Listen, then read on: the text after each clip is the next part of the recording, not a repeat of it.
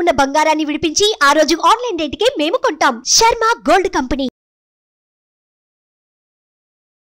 తమిళనాడు దివంగత ముఖ్యమంత్రి జయలలిత అటు రాజకీయాల్లోనూ ఇటు సినిమాల్లోనూ తనదైన ముద్ర వేసింది.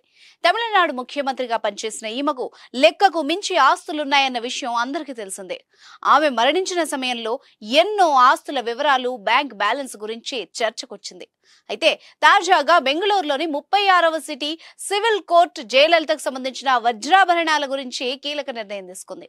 జయలలితకు చెందిన 27 కిలోల బంగారం, వజ్రాభరణాలను ఈ ఏడాది మార్చి 6, 7 తేదీల్లో రాష్ట్ర హోంశాఖ కార్యదర్శికి అప్పగిస్తామని బెంగళూరులోని 36వ సిటీ సివిల్ కోర్టు సోమవారం ప్రకటించింది.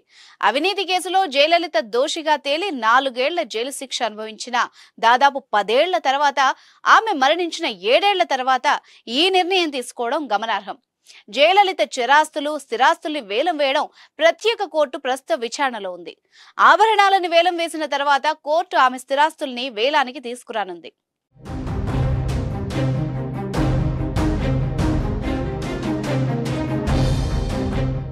"20 కిలోల నగల్ని అమ్మడం లేదా వేలం వేయడం ద్వారా జరిమానా వసూలు చేస్తారు. 7 కిలోల నగలు ఆమె తల్లి నుంచి వారసత్వంగా రావడం వల్ల వేలానికి మినహాయింపిస్తారు." జయలలితకు ఖాతా ఉన్న ఇన్ఫిన్ హోమ్స్ లిమిటెడ్ సోమవారం బెంగళూరులోని ప్రత్యేక కోర్టుకు దాదాపు 60 లక్షల్ని అందజేసింది. తాను గతంలో ఆదేశించిన విధంగా రాష్ట్ర హోంశాఖ కార్యదర్శి, vigilance and anti corruption directorate inspector general Bengaluru కోర్టుకొచ్చి బంగారం, వజ్రాభరణాలు స్వీకరించాలని తమిళనాడు ప్రభుత్వం ఫిబ్రవరి 16న జీవో జారీ చేసింది. ఈ కోర్టు నుంచి నగలు సేకరించడానికి అధికారులు ఒక ఫోటోగ్రాఫర్, వీడియోగ్రాఫర్, అవసరమైన భద్రతతో 6 పెద్ద ట్రక్కుల్ని తీసుకురావాలని న్యాయమూర్తి చెప్పారు.